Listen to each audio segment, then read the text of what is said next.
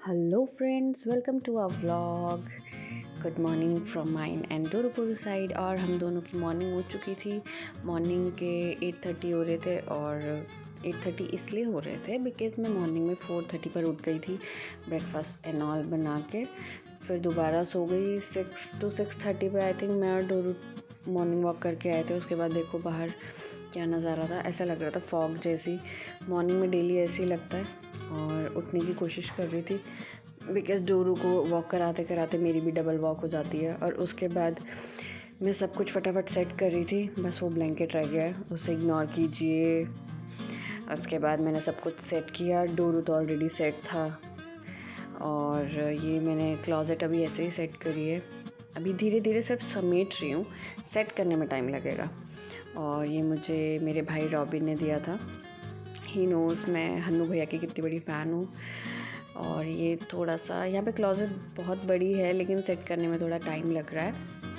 और ये कुछ चीज़ें बस ऐसी फैली हुई हैं। और ये देखो सारे में मैंने पोछा लगा दिया था, सब कुछ साफ चकाचक एकदम चुटकी में। और उसके बाद मैंने नहाया धोया, पूजा करी। और ये देखिए मेरे हन्नू भैया, ये गीता दीदी ने मुझे गिफ्ट करे थे। और फिर उसके बाद डोरू को नहाने की बारी। और डोरू सदमे में कि आज मैं गया, क्योंकि इसे नहाने का बिल्कुल भी शौक़ नहीं है। इवन ये पानी तक में सिर्फ खेलता है, गंदा हो जाएगा, लेकिन नहाने का इसको बिल्कुल शौक़ नहीं है। और पानी जैसे इसको मैंने बाथटब में डाला, ये समझ के आज मेरा कारनामा होने वाला है।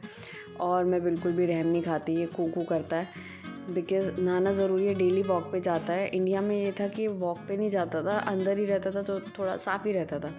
बट यहाँ पे वॉक के बाद ये सारा गंदा होता है पैर इसके।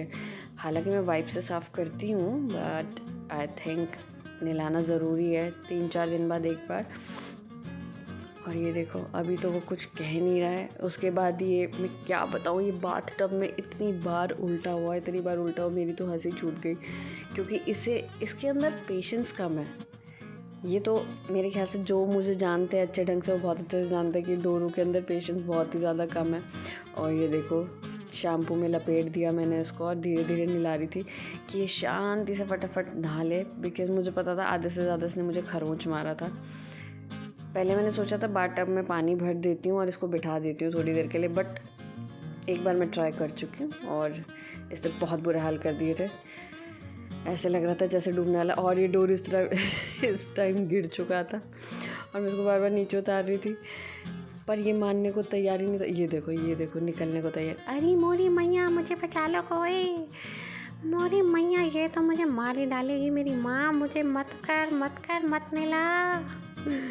इसके अंदर की आवाज़ मैं बता रही थी आपको, क्योंकि ये ऐसे ही सोचता है नहाने के टाइम पे। और ये फिर गिरा और ये फिर गिरा और ये 2-3 बार एक साथ लुढ़क गया था। और ये देखो, इसको कहते हैं माँओं का ना मानने का नतीजा। जब आप माँ की बात नहीं मानते हो ना, तो आप औंधे मुँह ही गिरते हो। जैसे ये कई बार गिरा नहाते हुए।